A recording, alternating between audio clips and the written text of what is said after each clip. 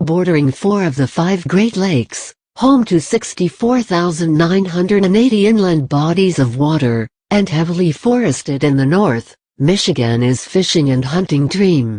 The southern part of the state is home to Detroit, center of the United States automobile industry. Michigan is the largest state by area east of the Mississippi River, and has the 10th largest population.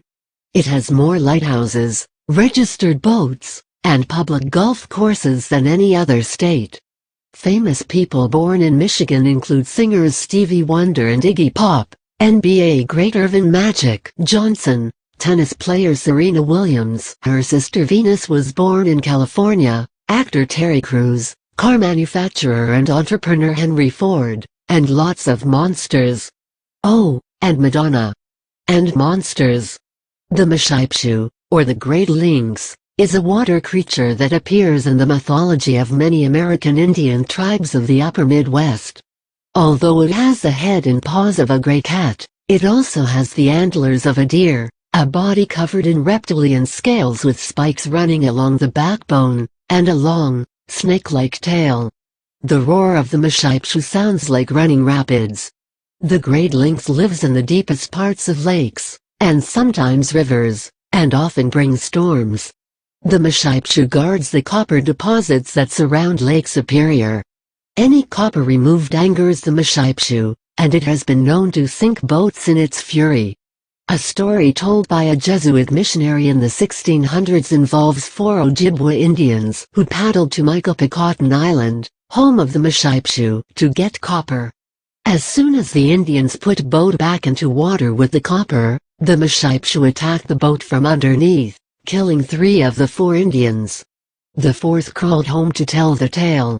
The May-May-Gwashi is another Ojibwa water legend.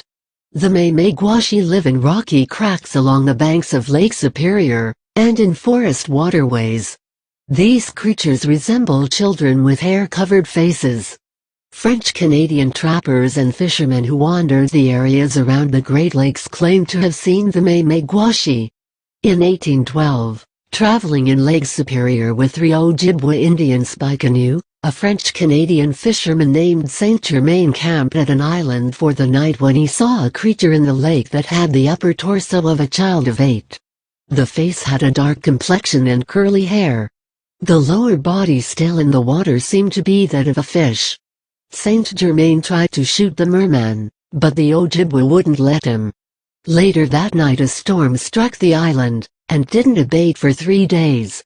The Indians blamed the storm on Saint-Germain's rash act. Towering 6 to 7 feet tall, the Michigan Dogman is a wolf-like creature that is said to walk, and run, on its hind legs. The Dogman was first seen in 1887 when 2 lumberjacks encountered the monster, according to an article in the Huffington Post. More Dogman sightings began in 1928 in Paris, Michigan, when 17-year-old Robert Fortney was charged by a pack of wild dogs. He fired a shot over the pack's head, but when the pack ran at the sound, one huge black dog with blue eyes stood its ground. Fortney shot another round over the beast's head, then the monster stood on 2 legs, and stared down Fortney until it turned and disappeared into the woods. Similar reports are strung through the years since the 1950s. In 2001, a man reported seeing the Dogman in Cass County, Michigan. The beast, black, the size of a bear but shaped like a wolf, walked near his house stalking something the man could not see. About 600 feet from shore near the Straits of Mackinac that connect Lakes Michigan and Huron, people witnessed 2 unknown creatures in the water in June 1976. According to the Grand Rapids Press, the local sheriff came to the spot on the beach where people saw the monsters, and he saw something he'd never seen before. "I'm looking at something 20, maybe 30 feet long, swimming just below the surface," he told the Grand Rapids Press. "I was amazed. I didn't know what it was, but it sure wasn't a publicity stunt." The creature would occasionally rise to the surface of the water before diving back into the depths. According to the article, the creature could have been an enormous fish, or eel, although the reported length of maybe 30 feet makes that unlikely.